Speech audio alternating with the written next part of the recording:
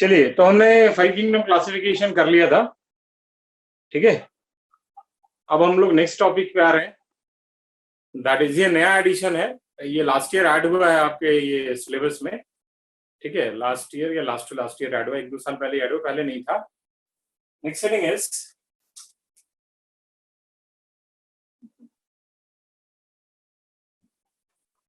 Six kingdom classification and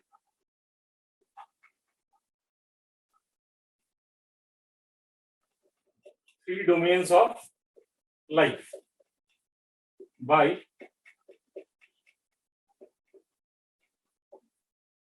Carl Woese. Six kingdom classification or three domains of life by Carl Woese. WOESE.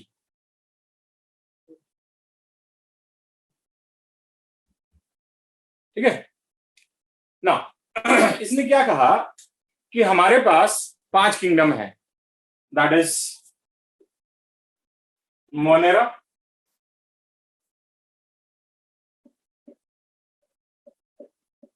Protista, fungi, plantae and animalia. ठीक है, these are the 5 different kingdoms. इसने कहा कि ये जो kingdom Monera है, that can be further broken into 2 separate kingdom. इसको हम लोग 2 और किंगडम में डिवाइड कर सकते हैं, दैट इज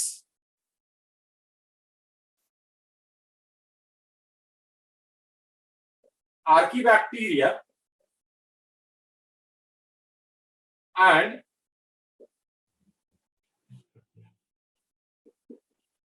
यूबैक्टीरिया। ठीक है, ये 2 सेपरेट किंगडम में डिवाइड हो जाएगा, archaebacteria and eubacteria. Audio not clear, audio नहीं आ रहा है, आवाज नहीं आ रहा ठीक से। भाई लोग, आवाज आ रही है? ओके, तो थोड़ा सा आप अपना ना वो देख लीजिए, क्या कहते हैं, नेट का कनेक्शन। ठीक है, हो सकता है नेट कनेक्शन में अगर, ओके ना।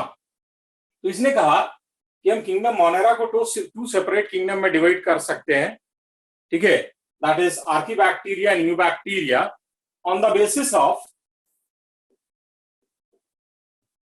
सेल वॉल एंड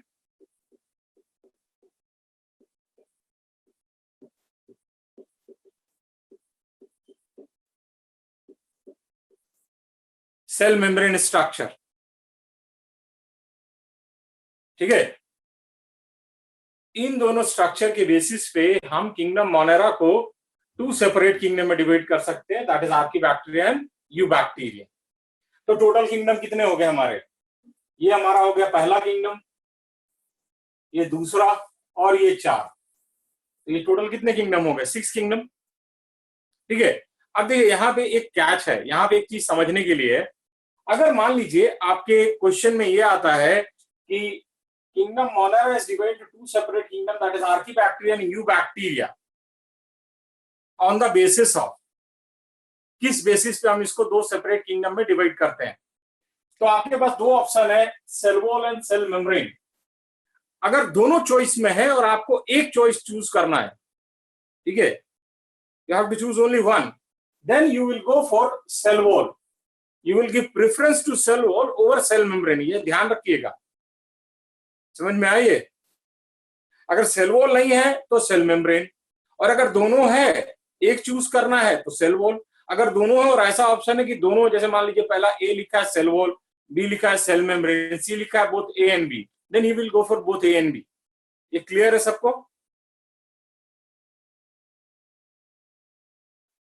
ऐसा इसलिए कि अगर आप करेक्टर्स को लेते हैं तो किसी करेक्टर को आप ज्यादा इंपॉर्टेंस देते हैं, किसी को कम देते हैं। तो यहाँ पे सेल वॉल करेक्टर को ज्यादा इंपॉर्टेंस दिया गया है, क्योंकि there is a significant difference, ठीक है, in wall structure of archaebacteria and eubacteria. वो हम लोग आगे पढ़ेंगे। ठीक है ना। थर्ड हम लिखिए, 6 kingdom classification and 3 domains of life by Carl Woese. According to Woese,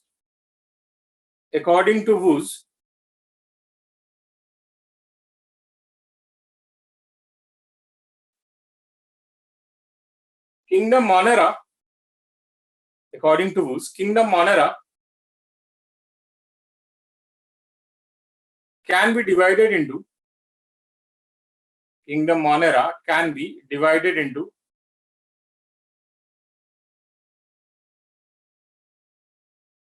two separate kingdom, that is Archaebacteria and Eubacteria,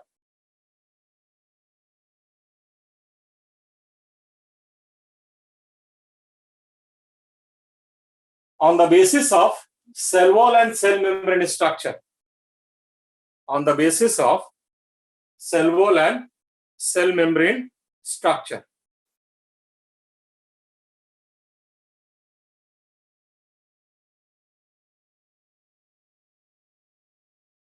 ठीक है, फिर से मैं बता रहा हूं, अगर इन दोनों में एक चूज करना, you will go for cell wall, not cell membrane.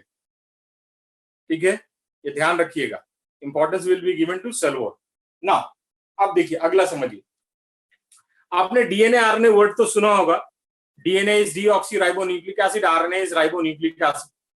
तो वूज ने क्या कहा कि जो आरएनए का एक टाइप होता है 16S आरएनए, 16S आरएनए। अभी आपने न्यूक्लियोटाइड वगैरह नहीं पढ़ा है तो मैं उस डिटेल में नहीं जाऊंगा। आप ऐसा समझो कि जैसे अल्फाबेट होता है ना ABCD, वैसे इसका सीक्वेंस होता है। मान लीजिए इसका सीक्वेंस है AA, BB, CC, DD, EE, FF, ऐसे करके कुछ सीक्वेंस है। ये हम लोग पढ़ेंगे आगे, हम लोग 12th में पढ़ेंगे इसको डिटेल में, आप प्लस आप बायोमोलिक्यूल में पढ़ेंगे, जूलॉजी में। ठीक है, तो इसका सीक्वेंस होता है, अलग अलग सीक्वेंस होता है। तो वूज ने क्या देखा, व्हाट यू ऑब्जर्व, कि ये जो 16S आरएनए है, ठीक है, वो आर्कीबैक्टीरिया में अलग है उसका सीक्वेंस, यूबैक्टीरिया में सीक्वेंस इसका अलग है, और ये जो 4 किंगडम है इसमें सीक्वेंस अलग है। ठीक है, तो on the basis of 16S rRNA sequence, Woese divided these 6 kingdom into 3 different domains. First domain is archaea, second is bacteria, and third is eukarya. ठीक है, archaea, bacteria and eukarya, these are the 3 different domains of these 6 kingdoms. और किस बेसिस पे, on the basis of 16S rRNA sequence। क्या मतलब हुआ, archaebacteria में इसका सीक्वेंस अलग होगा, यूबैक्टीरिया में अलग होगा, और बाकी 4 किंगडम में अलग होगा। ठीक है, सब में एक जैसा होगा, इन दोनों से अलग। ठीक है, क्लियर है, ये सब कुछ समझ में आया? ओके, रिपीट, देखो आराम से समझो इसको। वूज ने क्या कहा कि हमारे पास 6 किंगडम है। ठीक है, उसने कहा कि हम इन 6 किंगडम्स को 3 different domains, domains means boundary, एक ग्रुपिंग में बांट सकते हैं on the basis of 16S rRNA sequence, 16S rRNA sequence. इसके बेसिस पे हम इसको 3 डिफरेंट डोमेन्स में डिवाइड कर सकते हैं। ठीक है, और ये डोमेन क्या क्या था, पहला था आर्किया, जिसमें अलग 16S आरएनए का सीक्वेंस था, उसमें आर्कीबैक्टीरिया। दूसरा जो हमारा डोमेन था दैट इज यूबैक्टीरिया वाला, उसका नाम रखा इसने बैक्टीरिया। तीसरा डोमेन था जिसमें सारे यूकैरियोटिक किंगडम आ रहे थे, चारों के चारों। ठीक है, उसका उसने नाम रखा यूकैरिया, यूकैरिया, EUKARYA, यूकैरिया। ओके, चलिए तो लिख लीजिए इसको। अकॉर्डिंग टू वूज, क्या लिखा था भाई पता नहीं चला। According to whose,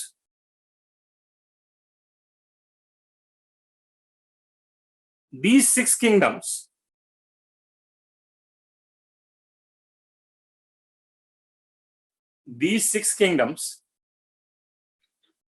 can be divided into three different domains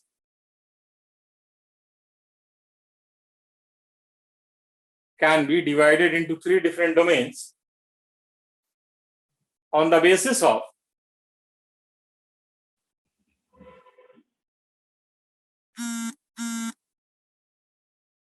(16s rRNA sequence, 16s rRNA sequence,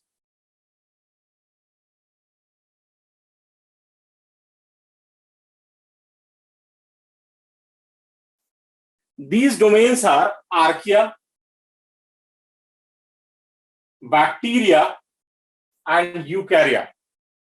Archaea, bacteria and eukarya. इसको जल्दी से बना लीजिए, इसको जल्दी से बना लीजिए। नेक्स्ट, थोड़ा सा हम लोग 5 किंगडम में वापस आते हैं। कुछ वहां पे पॉइंट्स हैं जो आपको पता होना चाहिए, तो एक हेडिंग लिख लीजिए, सम important point about 5 kingdom classification. Some important points about 5 kingdom classification.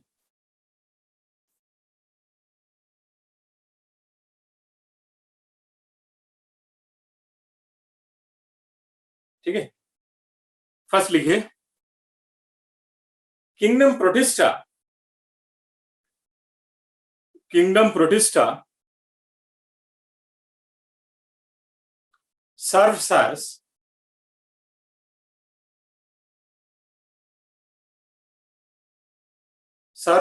connecting link between kingdom Monera and rest of the multicellular kingdom.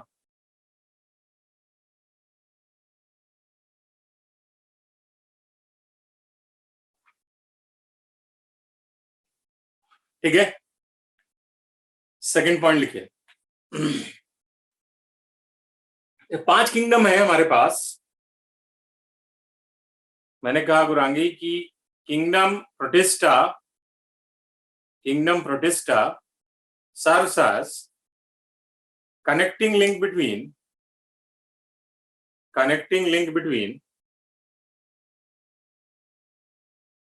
kingdom Monera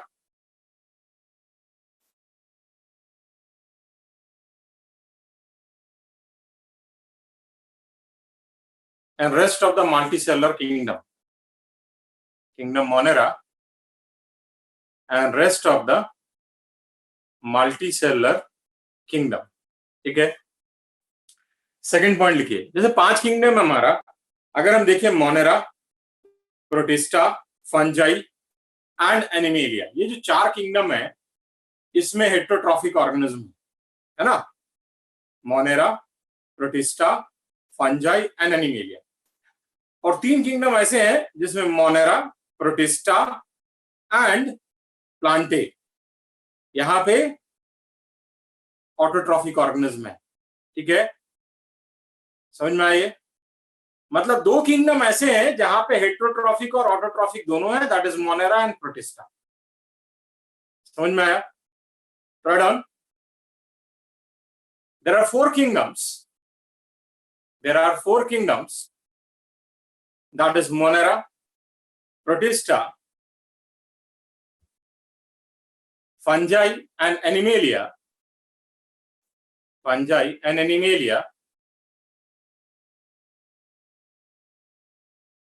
which includes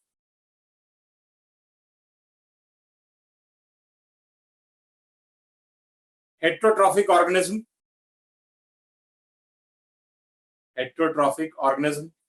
next point लिखिए.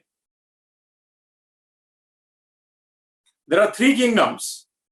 There are three kingdoms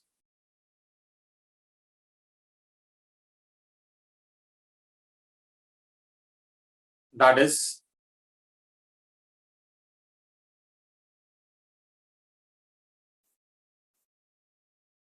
Monera, Protista, and Plante, which includes autotrophic organism,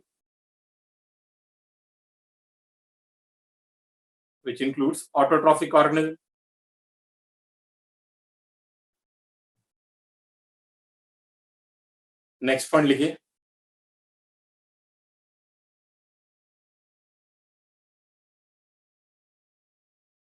Kingdom Monera and Protista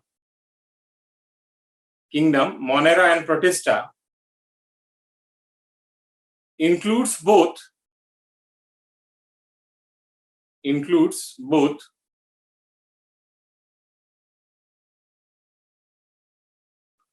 autotrophic and heterotrophic organism.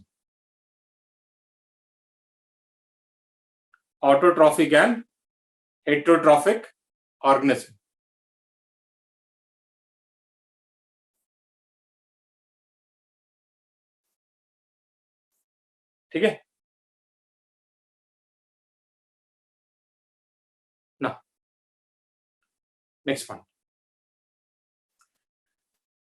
अभी ऐसे आपने भी पढ़ा नहीं उतने detail में, लेकिन एक इंपॉर्टेंट पॉइंट है. अगर आपको याद होगा तो जब मैंने आपको किंगडम प्रोटिस्टा पढ़ाया था तो मैंने कहा था, मतलब बताया था उसके बारे में, मैंने कहा था कि kingdom protista includes all unicellular eukaryotic organism irrespective of whether they are autotrophic or heterotrophic.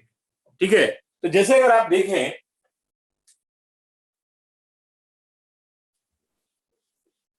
Chlorella,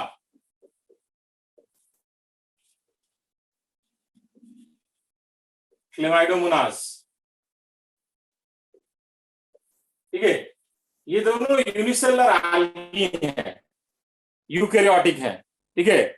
That's why they are placed in Protista. अगर आपसे पूछा जाए as per 5 kingdom classification, Chlorella and Protista, Chlamydomonas belongs to, तो they belong to kingdom Protista. लेकिन अगर यही पूछा जाए कि which are the following unicellular algae, then you will say Chlorella and Chlamydomonas. ये बहुत इंपॉर्टेंट क्वेश्चन है, 2013 में आया हुआ, फिर से आएगा. ठीक है. और जैसे ईस्ट हो गया,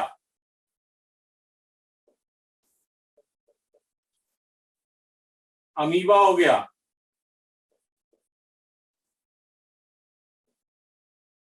पैरामीशियम हो गया. ठीक है. ये सारे हेटरोट्रॉफिक हैं. Okay.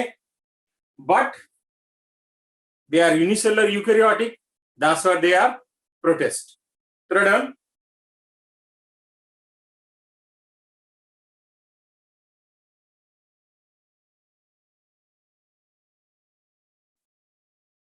organisms such as Chlorella, Chlamydomonas, organisms such as Chlorella, Chlamydomonas, yeast, amoeba, paramecium, etc.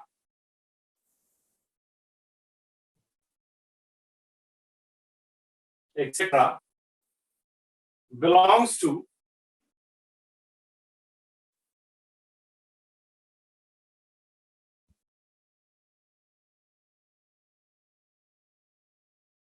kingdom Protista. Belongs to kingdom Protista. Organisms such as Chlorella, लिखा हुआ है यहाँ पे, Chlamydomonas, yeast, amoeba, paramecium,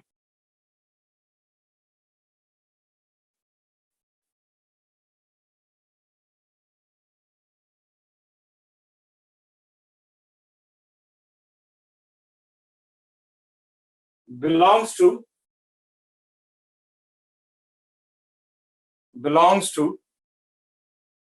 kingdom Protista.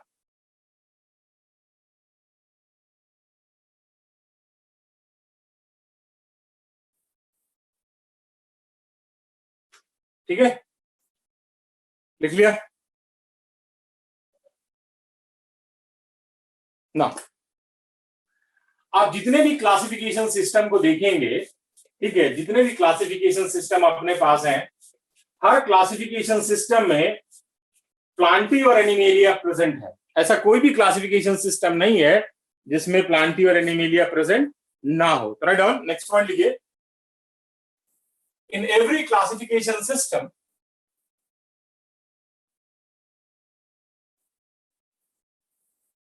in every classification system, kingdom Plantaean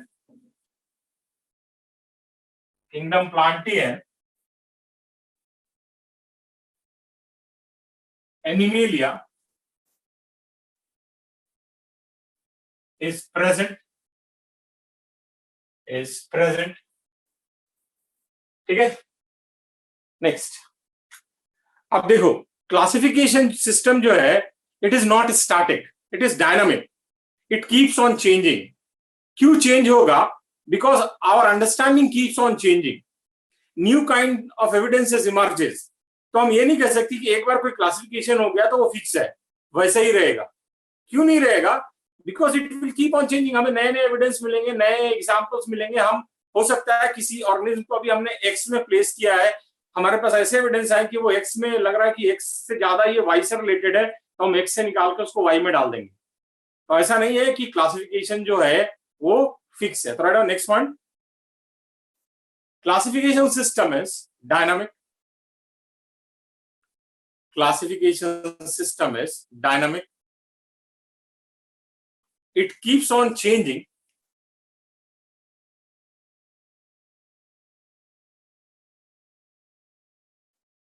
with change in our understanding,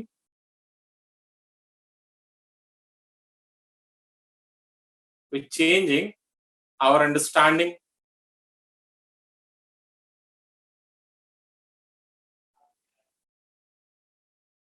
next point लिखिए। in recent times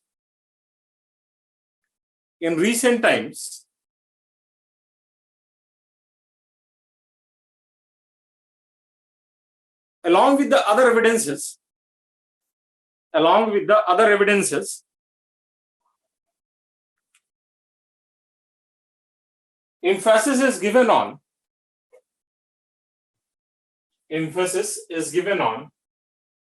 establishing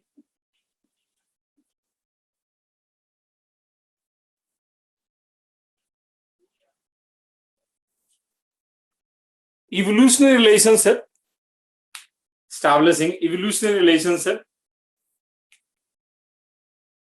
between organisms,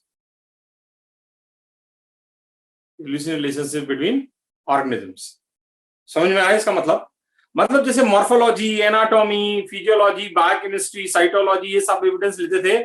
अब जो नया हमारा क्लासिफिकेशन है उसमें हम इवोल्यूशन रिलेशनशिप को काफी सिग्निफिकेंस देते हैं कि भाई एक दूसरे से इवोल्यूशनरी कैसे रिलेटेड है। Okay, right. in recent time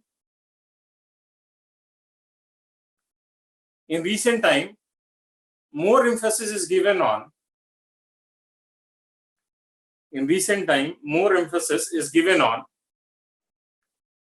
establishing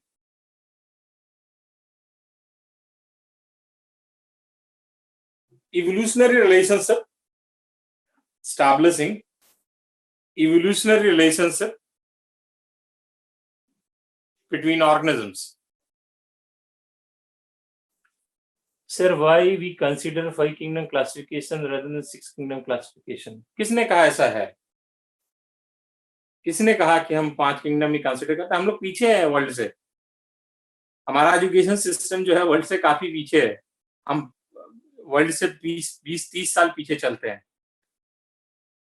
हम लोग बहुत वैसी चीज पढ़ेंगे जो कि ऑब्सोल्यूट हो गया है, ठीक है, जो मतलब रियल सेंस में अब वो पढ़ते ही नहीं है। लेकिन हम, मजबूरी हमारी ये है कि हमें पढ़ाना पड़ता है क्योंकि वो आपके एग्जाम में क्वेश्चंस आते हैं। तो ऐसा नहीं है कि हम 5 को प्रेफर करते हैं, 6 को नहीं करते। अब तो एपीसी सिस्टम आ गया, रहने दो, हम उसमें नहीं जाएंगे, ठीक है। तो क्लासिफिकेशन तो चेंज हो रहा है, हम अपने आप को अपडेट नहीं कर रहे, तो हमारे में कमी है, ना कि सर फिर उस स्टडी करना का क्या फायदा? फायदा, सबसे बड़ा फायदा एग्जाम में क्वेश्चन आएगा मेरे भाई, एग्जाम में क्वेश्चन आएगा, 4 मार्क्स का एक क्वेश्चन सीधे आपको दिल्ली से तूतीकोरिन पहुंचा देगा, कोचीन पहुंचा देगा, ठीक है। तो फायदा तो यही है, ठीक है। तो एब्सोल्यूट बहुत कुछ है, मतलब अब मैं आपको बता नहीं सकता, आप कंफ्यूज होना शुरू हो जाओगे अगर मैं बोलूं कि ये गलत, एनसीईआरटी में बहुत जगह गलत लिखा हुआ है, ठीक है, लेकिन अगर आपको बताना शुरू करें तो आप टोटली कंफ्यूज हो जाओगे, आपको लगेगा कि ये क्या हो रहा है, यहाँ ये लिखा, सर ये कह रहे हैं, अब फिर मैं आपको फिर वो बोलूंगा देखो ये ऐसे चेंज हुआ, ये ऐसे चेंज हुआ, ऐसे चेंज हुआ, तो आपके डोमेन से बाहर की चीज है, इसलिए मैं उसमें एंटर नहीं करता, ठीक है।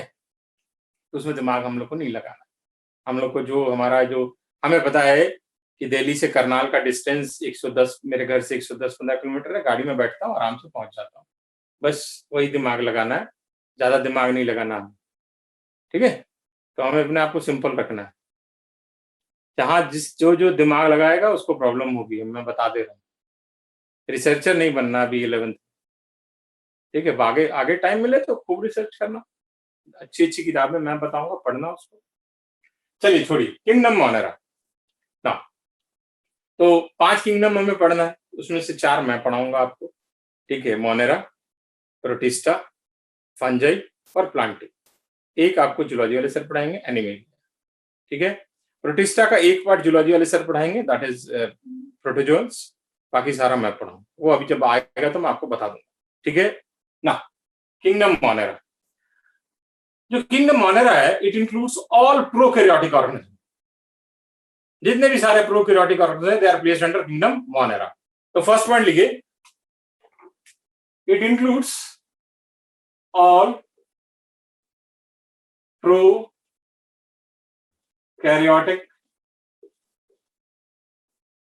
Organisms,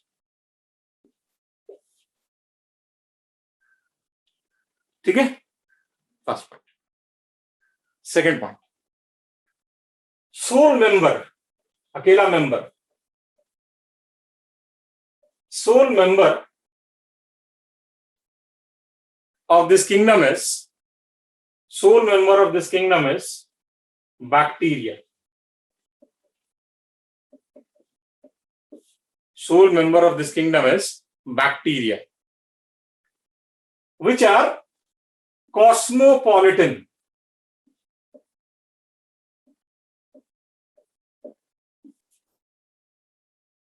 Which are cosmopolitan. Cosmopolitan समझते हैं, प्रेजेंट एवरीवेयर, आप जहां चाहे वहां पे आपको ये मिलेगा, ठीक है, पानी में, हवा में, सॉइल में, नोट पे, करेंसी नोट पे, सी में, जहां भी आप, जैसे कहते हैं ना भगवान हर जगह प्रेजेंट है, ऊपर वाला हर जगह प्रेजेंट है, तो बैक्टीरिया भी ऊपर वाला सॉर्ट है, हर जगह प्रेजेंट, जहां आप सोचे वहां बैक्टीरिया है, आपके फिंगर्स पे बैक्टीरिया है, आपके चादर पे बैक्टीरिया है, आपकी बॉडी में bacteria, everywhere bacteria is present, cosmopolitan, ठीक है ना। हम कहते हैं they are simple in structure and complex in behaviour. Bacteria जो होता है, सोल मतलब अकेला, ठीक है, सोल मींस अकेला, जो मोनेरा का अकेला मेंबर है दैट इज बैक्टीरिया, ठीक है। तो जब आप बैक्टीरिया को देखेंगे तो इसका स्ट्रक्चर बहुत सिंपल होता है, लेकिन जब आप इसकी बिहेवियर को स्टडी करोगे इट इज वेरी कॉम्प्लेक्स। तो नेक्स्ट पॉइंट लिखिए,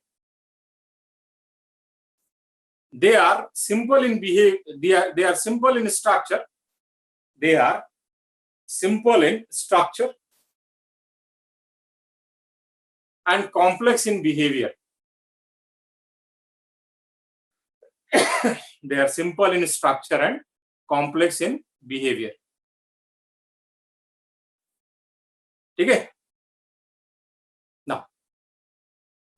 अगर आपको याद होगा जब हमने आपको 5 किंगडम क्लासिफिकेशन पढ़ाया था, ठीक है, तो 5 किंगडम क्लासिफिकेशन में हमने मोड ऑफ न्यूट्रिशन बताया था। तो अगर आपको मोनेरा का याद होगा, जो आपने डायग्राम बनाया उसमें देखा होगा, आपने लिखा होगा autotrophic, photo autotrophic, chemo autotrophic, ठीक है, फिर हेट्रोट्रॉफिक, हेटेरोट्रॉफिक में पैरासिटिक हो सकता है, सैप्रोफिटिक हो सकता है, सिम्बायोटिक हो सकता है। मतलब इससे ज्यादा मेटाबॉलिक डाइवर्सिटी आपको किसी और ग्रुप में नहीं मिलेगा। समझ में आया? That means metabolically it is most diverse group. इससे ज्यादा डाइवर्स ग्रुप मेटाबॉलिकली कोई नहीं है। ठीक है, थोड़ा down. Kingdom Monera is metabolically most diverse group.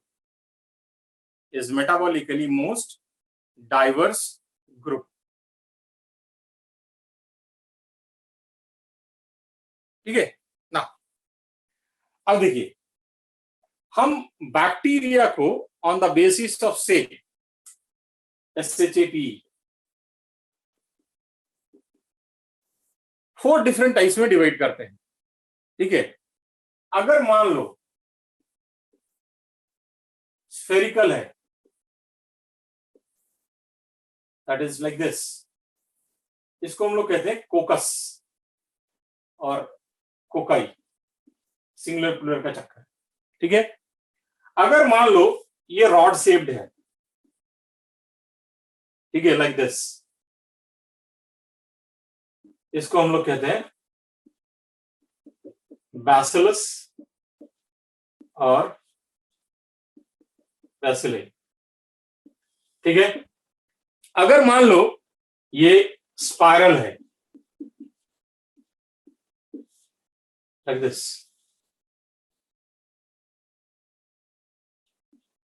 इसको हम लोग कहते हैं स्पाइरलम। और अगर ये मान लो कॉमा शेप्ड है,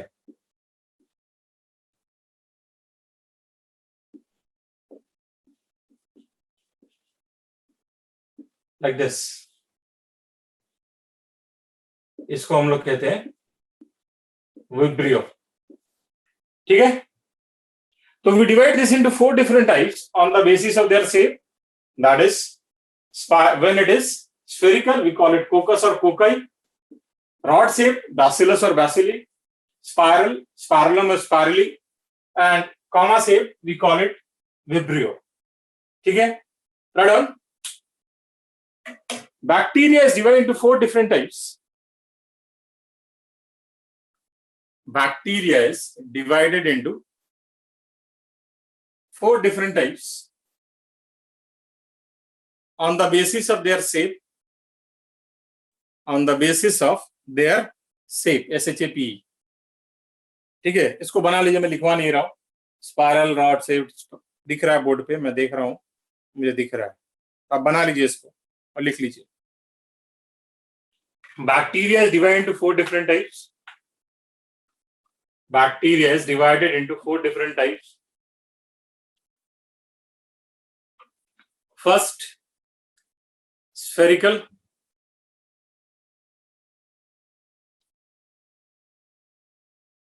known as coccus, COCCUS, coccus. Second, rod shaped. Second is rod shaped.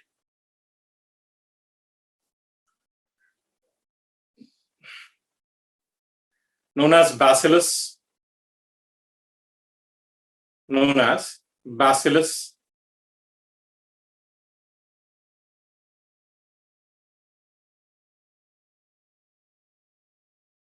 ठीक है, थर्ड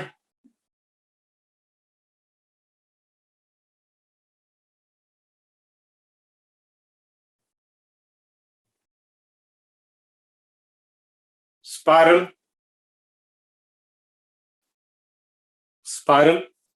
spirulum.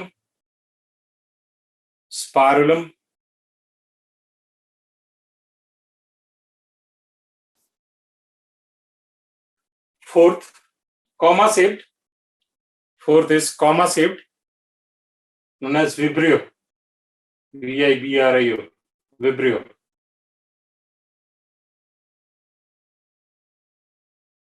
ठीक है,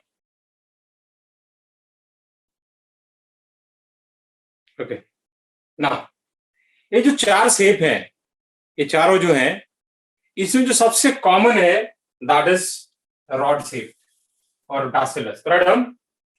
Out of these four shape, Bacillus is most common. Out of these four shape, Bacillus is most common. ठीक है ना. Next, अगर मान लीजिए दो बैक्टीरिया एक साथ प्रेजेंट है, मान लीजिए दो स्फेरिकल बैक्टीरिया एक साथ प्रेजेंट है, ठीक है, इसको हम लोग कहते हैं डिप्लो. ये हो गया डिप्लोकोकस, डिप्लोबैसिलस.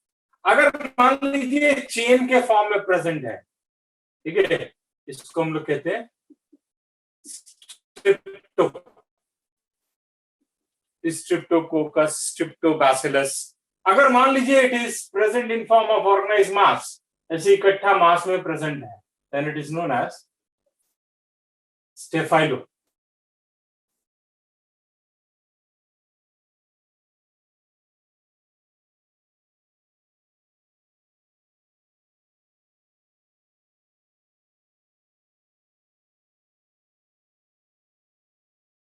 ठीक है, pronoun.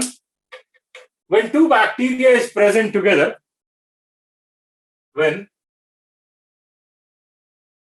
two bacteria is present together,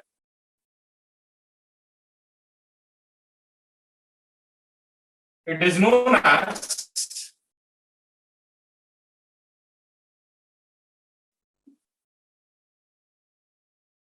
diplo. It is known as diplo.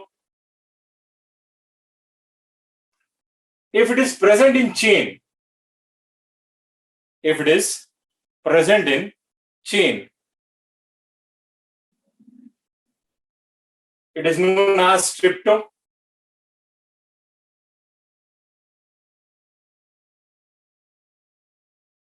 Stripto.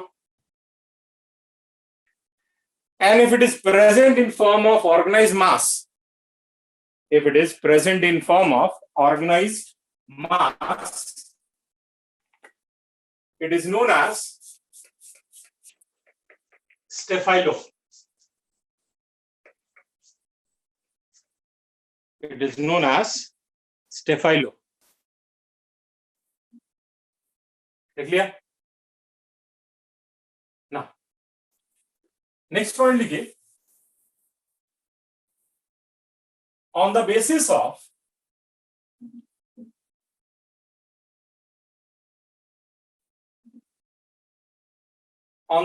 of staining properties,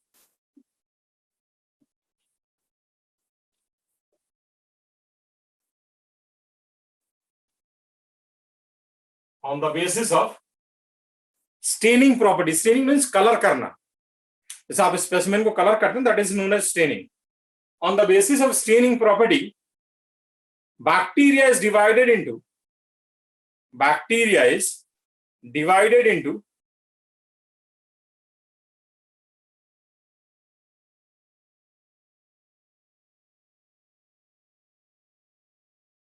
two different types.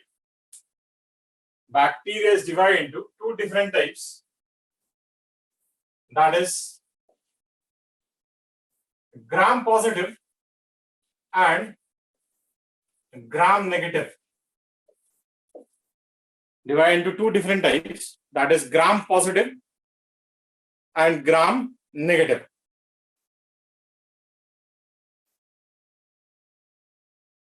Next point लिखिए. This technique is known as gram staining.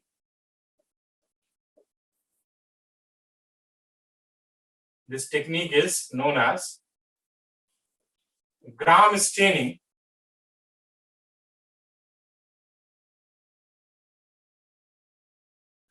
As it was developed by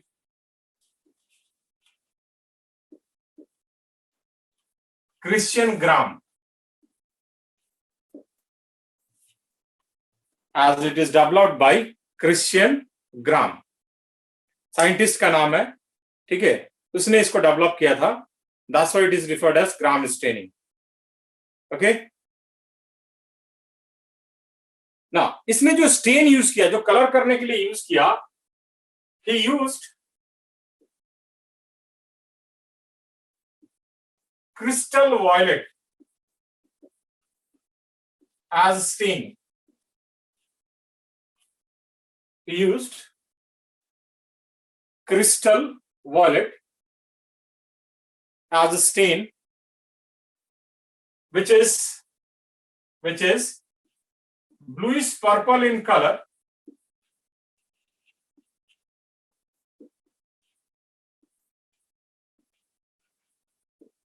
which is bluish purple in color,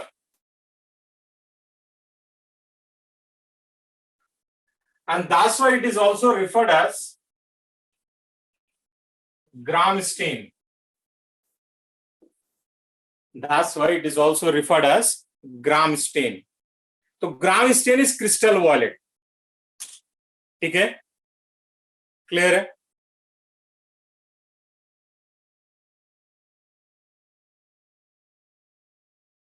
कहां से repeat करूं भाई?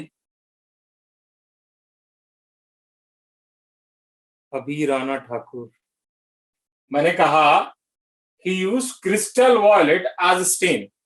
He used crystal violet as a stain, which is bluish purple in color, which is bluish purple in color,